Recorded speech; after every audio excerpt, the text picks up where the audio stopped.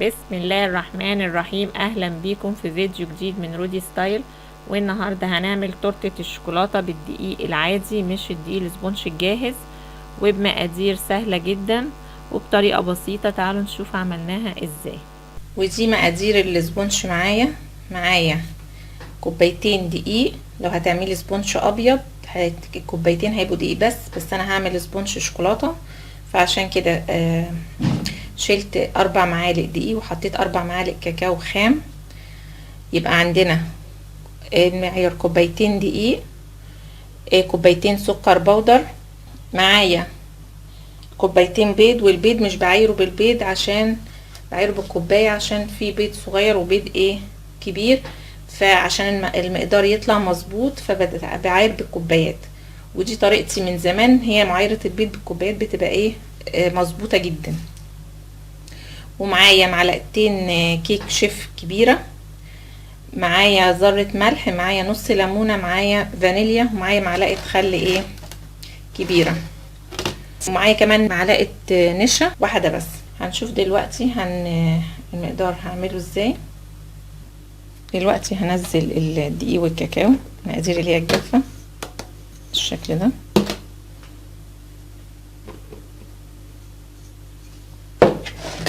معلقه النشا، وهاخد الملح هحطه على البيض، مش هحطه على الدقيق. ذره ملح صغيره مش كتير. ادي كيك شيف، ادي معلقه، ادي المعلقه، وهخلطهم كلهم مع بعض بالشكل ده. زي ما قلت لكم ده سبونش شوكولاته. لو انت عايزاه تعمليه فانيليا بس، مش بتحطي الكاكاو، تكملي دقيق بس كله بالشكل ده. خلاص خلطنا المقادير الجافه، هنركنها بقى على جنب. دلوقتي بقى هننزل بالبيض. زي ما قلت لكم البيض ممكن يبقى كبير ممكن يبقى صغير، عشان كده بنعاير بالكوبايات. يعني هنا المقدار اخد مني 10 بيضات، عشان الكبار ممكن ياخد 12 بيضه لو البيض اصغر من كده. احط على البيض هنا نص الليمونه، واحط رشه الملح، والفانيليا احط حوالي معلقه صغيره او اقل حاجه بسيطه.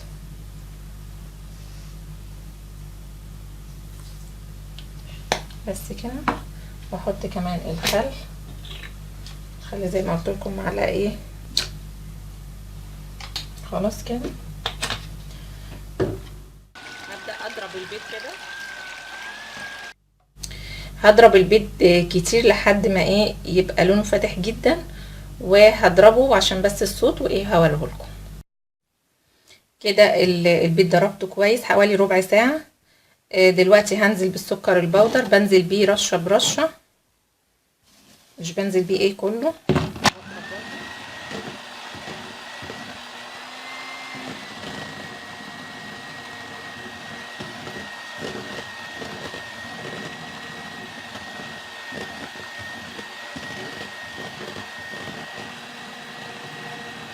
معايا دلوقتي المواد الجافه، هجيب مصفى كده اهي، واحاول انزل رشه برشه مع التقليب بالسباتولا دي اهي، من تحت لفوق بالراحه خالص.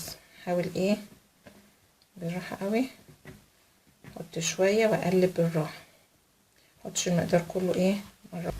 حاولي لما يختلط الدقيق ما تقلبيهاش زياده، يا دوبك بس يختلط الدقيق عشان هواها ما يطلعش. خلاص كده بقت كويسه جدا اهو، شايفين عامله ازاي؟ جميله قوي. هجيب بقى الصينيه اللي انا مبطناها اهي. الصينيه دي مقاس 30،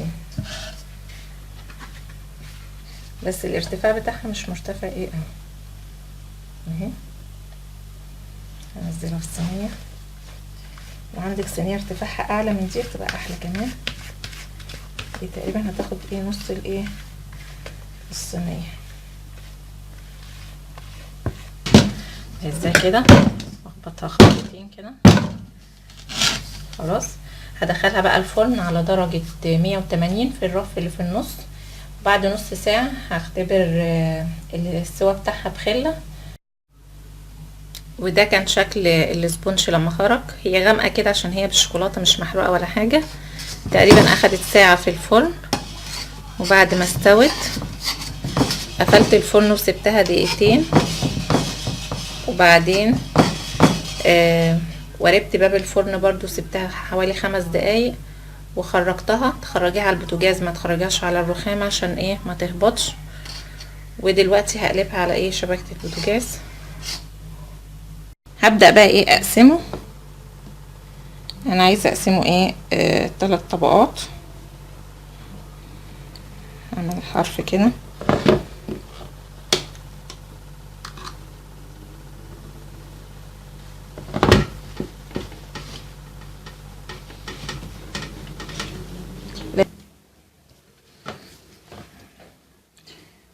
طبعا. الطبقة التانية رفعتها شوية. هحاول ان انا ايه اشيلها بالراحة واحطها واشيلها معاها بالشكل ده. اهي خلاص قسمتها. هبدأ بقى ايه اسقيها بالسيرم. سيرم خفيف عبارة عن ايه كوباية سكر عليها كوبايتين مية. تغلي غلوتين، بعدين احط نص ليمونة تغلي غلوتين برضو، احط نقطتين فانيليا وايه واطفي عليها واسيبها تبرد واسيبها ايه بالشكل ده. بعد ما حطيت كده هنزل بالايه بموس الشوكولاته. ده عباره عن موس شوكولاته جاهز ضربه بلبن. خلاص كده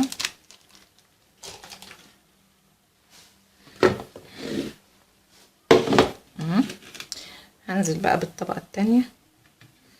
احاول انزل بيها ايه ده كده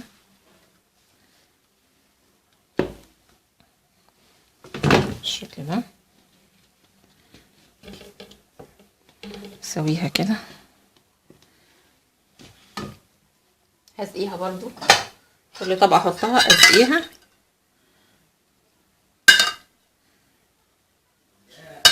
هنزل عليها برضو ايه بالموس كده.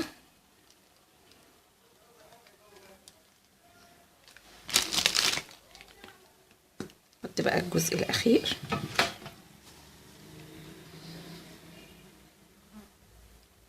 بالشكل ده هعمله بايه بلبن متضاف له ايه معلقه جناش، او ممكن تحطي معلقه كاكاو وهزقيه كده. دلوقتي سقيتها هدهنها بقى طبقه كريم شانتيه مش كتير عشان انا هحط لها ايه جناش بالشكل ده. ومقادير الكريم شانتيه عباره عن كوبايه الكريم شانتيه عليها كوبايه ميه او لبن ساقع، عليها معلقه كريم باستري، وعليها معلقتين ايه سكر بودر بالشكل ده.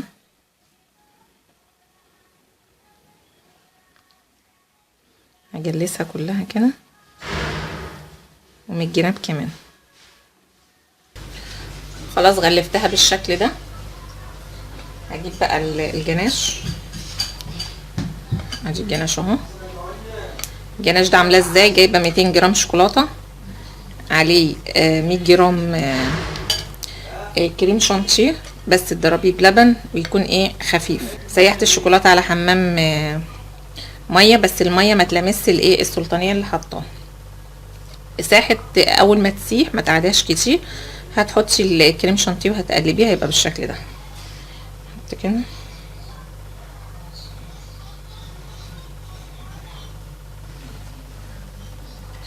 احاول افرده كده بالراحه من غير ما المس طبقه الايه الكريم.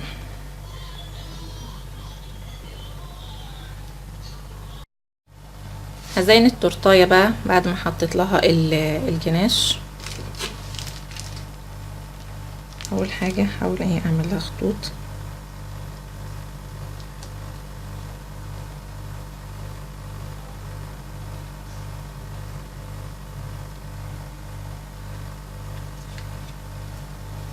بس كده.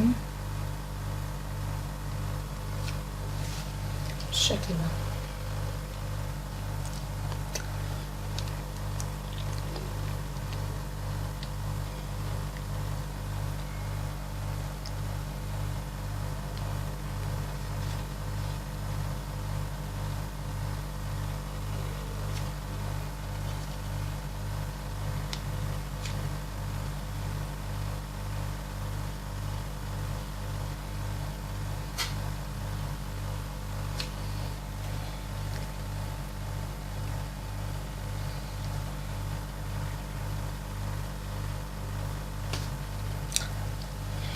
نعمل لها وردات.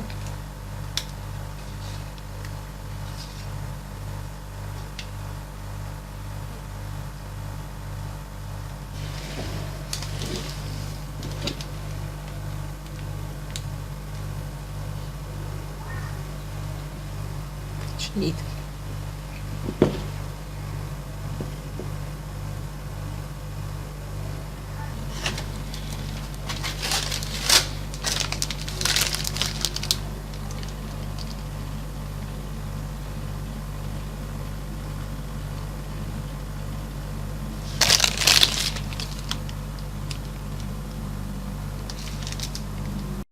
وده كان شكل التورتيه معانا بعد ما خلصت، وزيناها بالشكل ده. تزيين بسيط خالص. واذا عجبكم الفيديو يا ريت لايك وشير وسبسكرايب اللي لسه ما اشتركش.